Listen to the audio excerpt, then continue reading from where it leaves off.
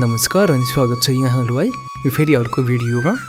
सधैँ चाहिँ नेपालको पुरानो भिडियोहरू खोजी गरी ल्याउने क्रममा आज मैले 2042 सालको नेपालको भिडियो लिएर आएको छु। अहिले यो भिडियोमा यहाँले देख्न सक्नुहुन्छ यो राजदरबारको पश्चिम सडकमा रिक्सामा गइरहेको दृश्य। र अहिलेको यो दृश्य चाहिँ काठमाडौँको खुला मञ्चभित्रको दृश्य हो। हेर्न कति रोचक दृश्य छ यो।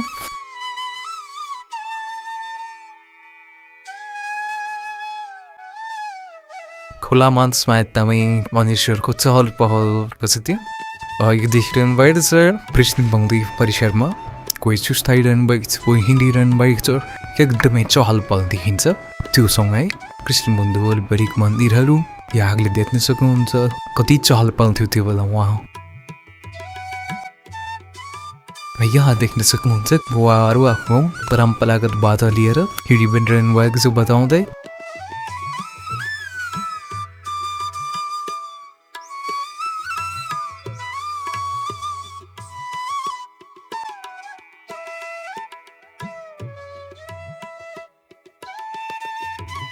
अहिले यहाँहरूले हेर्नुभएको भिडियो चाहिँ यो भक्तपुरको हो।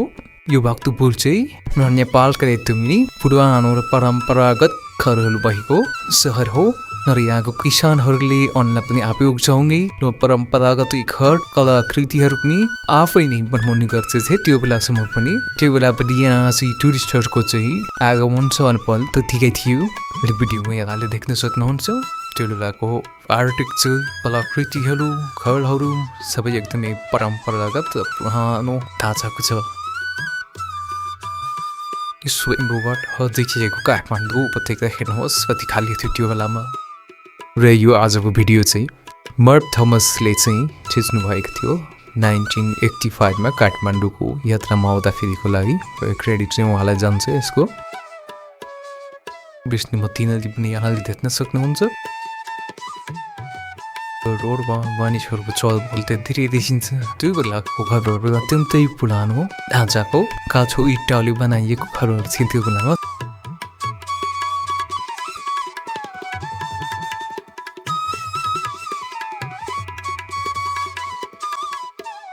अर्कै फेरि हामीले देखिरहेको यो दृश्य काठमाडौँ इन्द्रचक वरिपरिको भिडभाडको दृश्य हो।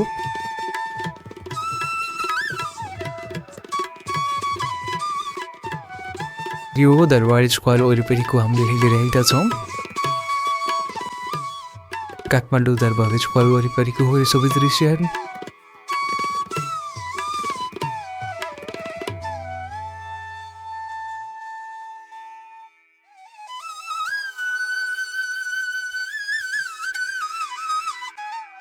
यो अहिले देखिएको दृश्य फेरि भक्तपुर एरियाको हो। त्यो बेलाको त्यहाँको जनजीवन हेर्नुहोस् एकदमै मेडिभल पुरानो परम्परागत जीवनशैली।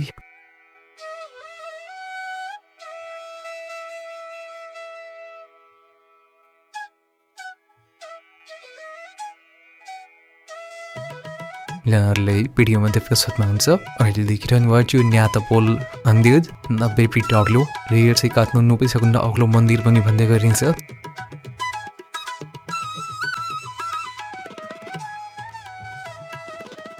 र यहाँहरूको जानकारीको लागि यो सबै भिडियो चाहिँ इन्टरनेट आर्काइभमा खोजेर प्राप्त हुने बित्तिकै त्यसलाई एडिट गरेर आफ्नो आवाज राखेर यहाँसम्म चाहिँ प्रस्तुत गर्ने गरेको छु। यही क्रममा मैले यो 2042 सालको भिडियो चाहिँ फाइन्ड आउट गरेर अहिले यहाँ प्रस्तुत गरिरहेको छु। यहाँहरूलाई यो भिडियो मन परिरहेको छ भने लाइक र कमेन्ट गर्न पनि नबिर्सिनु होला। र साथसाथै मेरो च्यानलमा अरू पुरानो नेपालको भिडियोहरू पनि प्रशस्तै भएको हुनाले यहाँहरूले सब्सक्राइब गरेर च्यानलभित्र गएर त्यो सबै भिडियोहरू एक एक गरेर हेर्न सक्नुहुन्छ है।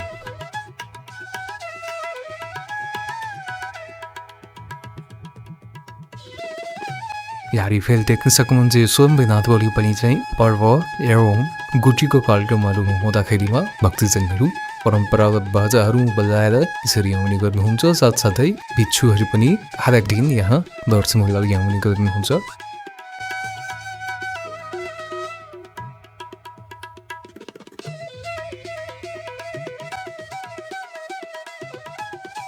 यो भिडियो चाहिँ 2042 साल यानि कि 1985 एडीमा मार्क थोमसले रेकर्ड गर्नुभएको हो।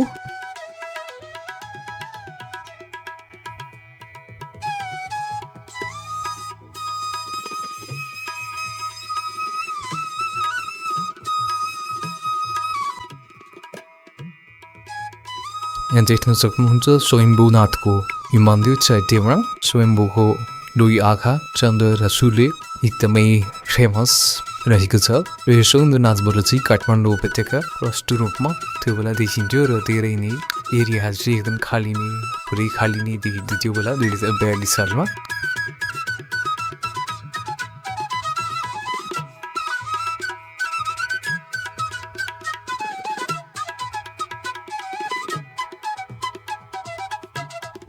यहाँहरूले अहिले पनि देखिरहनु भएको छ स्वयम्भूनाथ परिसरको भिडियो।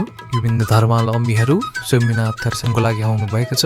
कुनै एक धर्मको मात्र मानिसहरू यहाँले देख्न सक्नुहुन्न। विभिन्न धर्मको मानिसहरू चाहिँ यहाँ आउन सक्नुहुन्छ स्वयम्भूनाथको लागि। कुनै निषेध छैन। विदेशी पर्यटकहरू पनि यहाँ आएर मजाले घुम्न सक्नुहुन्छ त्यो बेलामा पनि र अहिले पनि उहाँहरू त्यो झन्डा घुम्न सक्नुहुन्छ यहाँ।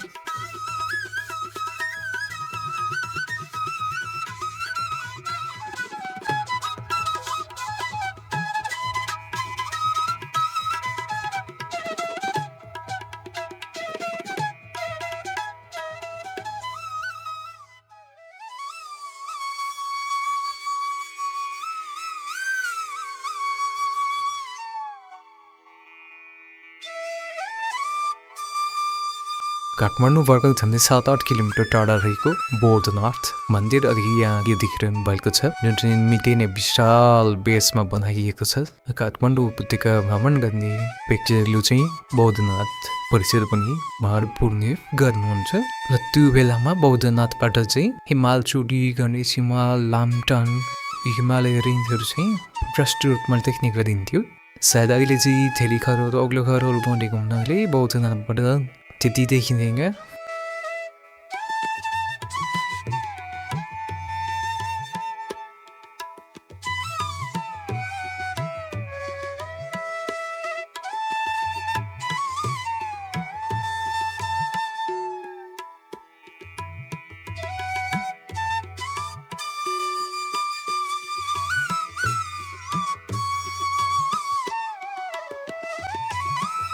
यहाँ हेर्नुहोस् एकजना सङ्गीत साधकले मिठो ढुङ्गा बाँसुरी बोलाउँदै हुनुहुन्छ मन्दिर परिसरमा बसेर।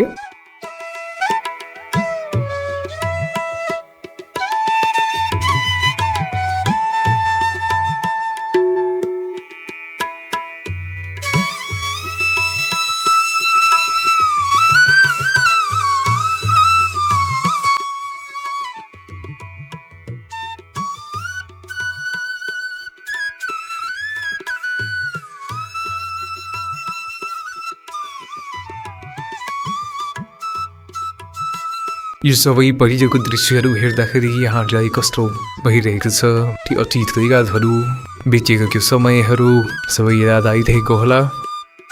यदि यहाँलाई यो भिडियो मन परेको छ भने लाइक कमेन्ट पनि गर्न सक्नुहुन्छ। र कुनै कुरा मैले मिस्टेक गरेको छु भने यहाँहरूले करेक्सन पनि गरिदिनु होला कमेन्टमा लेखेर।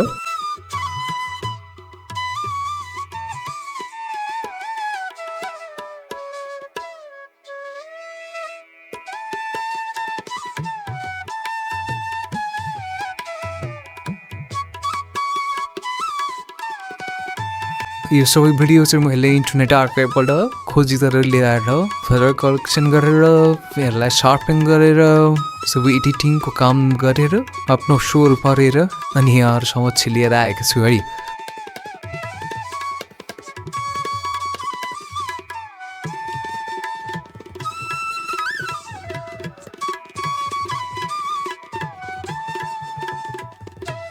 मेरो च्यानलमा अरू पुरानो नेपालको भिडियोहरू पनि प्रशस्त भएको हुनाले यहाँहरूले सब्सक्राइब गरेर च्यानलभित्र गएर त्यो सबै भिडियोहरू चेक गरेर हेर्न सक्नुहुन्छ है।